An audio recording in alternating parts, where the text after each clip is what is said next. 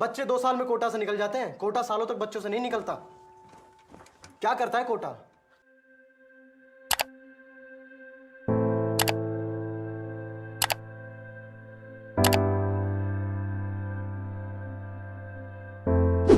Kota in Rajasthan. Now, this place is like the hub, produces the largest number of engineering and medical aspirants.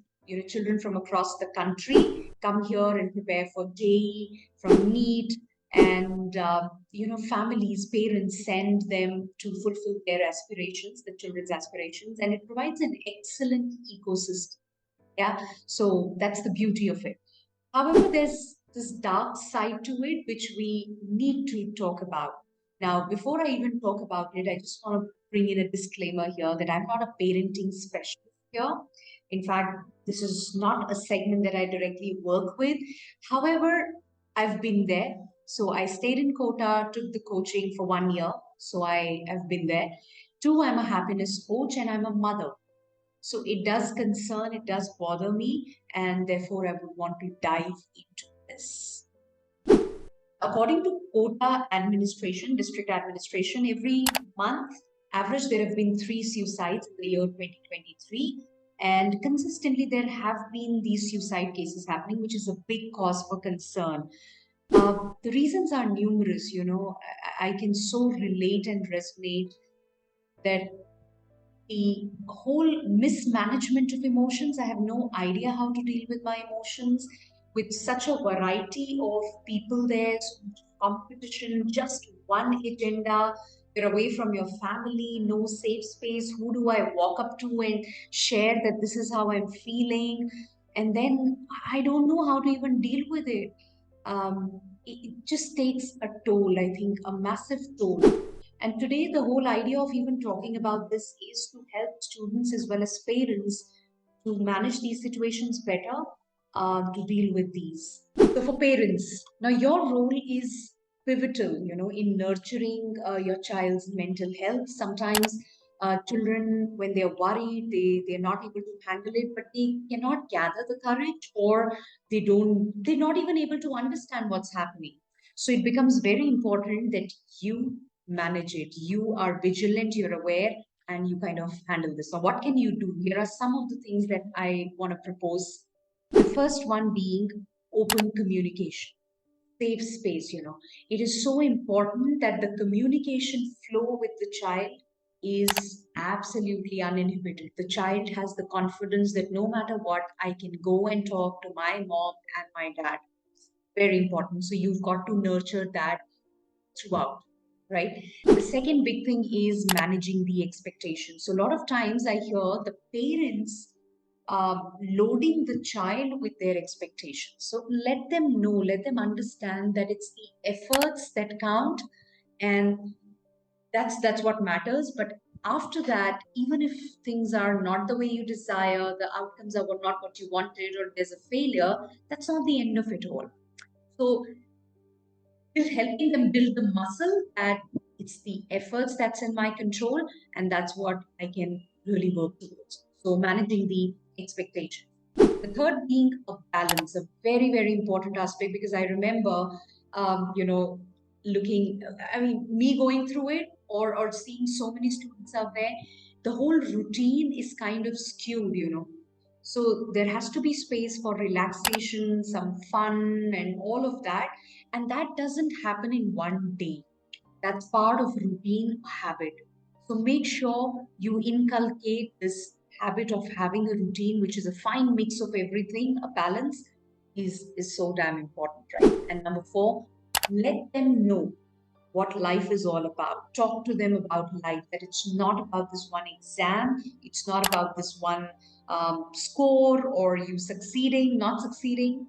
I cannot tell you, such narrow and restricted is the view that children have, because the whole line of thought that I see is very narrow. When they're in school and they're progressing, and then they reach the 10th, and then like, what subjects are you going to take, and what are you aspiring to be? There's so much more to life, right? So talk to them about that. Talk to them about what does it even mean to live? There's so much more to that, right? And number 5, very important, seek professional help. Cannot emphasize this enough. If you think at any stage, right, you don't have to wait for the child to get into depression, but if you feel that there's even little bit of signs of the child not being happy, not being childlike, even if he's a 16, 17 years old, but that energy, if you think that's kind of compromised with, then you definitely shouldn't hesitate in seeking professional help, right? So these are big, important 5 aspects where you can play a very, very important pivotal role in managing this situation. Now, if you're a student who's watching this, listening to this, then I want to tell you that yes, this is a very important part of your journey, and it involves your aspirations. However, this is not the entire life, and this is not the end of it all. There's way more to life. So don't treat it as a matter of life and death. So that's a big one I can give you after all these years when I look back as I was there in Kota, so I can talk to you. Couple of things here how you can manage yourself better. You'd want that? Then listen to this carefully. Number 1, self compassion. Right now, no, like, can I be compassionate towards myself? Can I take care of myself? Can I place myself above all? Can I understand, give that love to myself that it's okay? It's okay, that not what this is not the only thing that I'm born for, like the purpose of my life. I can put in my efforts, but at the end of it, I need to just be compassionate towards myself, like understand myself. Yeah, that's your first responsibility. The second one, time management, right? Or maybe setting boundaries. While you're there for a purpose, but understand 24 hours, that's not what you're meant to do. You're not supposed to do. So, as I was talking about routine a while back, make sure you study, but you have those small chunks, and then maybe every 90 minutes you get up, go for a walk, have a cup of tea, or some lemon soda or whatever. But just have a routine where you're relaxed, you're enjoying also. It's important for you to manage this, right? Very important. Number 3, have hobbies and interests, engage in activities that you love. Doesn't mean you go there and you're just with books all the time. So pick up an activity, pick up a sport, pick up dancing, singing, whatever it is that excites you, that interests you, that refreshes you, rejuvenates you. Then when you come back and study, it's going to be way more effective. It's a myth that you need to be constantly back to back studying for you to be effective at that, right? So have a hobby, interest, and pursue that. Or reach out. If you feel overwhelmed, the biggest mistake you could possibly do is to keep it to yourself. If it's a close family friend, if it's a relative, if it is your family member, pick up the phone or reach out to them and talk to them, share with them.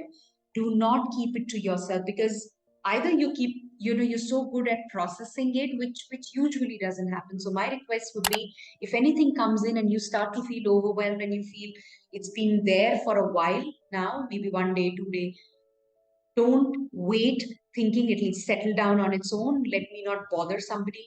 No, your commitment to yourself, pick up the phone, go reach out, talk to somebody. That's a non negotiable, right? Don't damage yourself. And number 5, so important, at any point, you've made a choice to be in Kota, to go through the coaching, but at any point, if you realize or if you feel this is not what I want to do, this is not where I want to be. And I just have this strong urge. I just can't take this anymore. I'm not meant for this.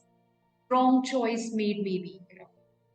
Please do not hesitate from pausing, stopping it right then and there. Like letting your parents know or whoever it is, I'm sorry, I can't take this anymore. Yeah? Please be kind to yourself.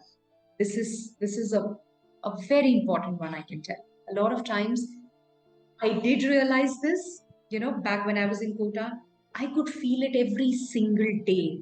you know what happens? I never said anything. I spent that whole year there. I ended up damaging myself because I wasn't meant for engineering, for IIT, and I was doing it every day, and there wasn't my 100% best of me, and it further pulled me down. Who was pulling me down? Me myself.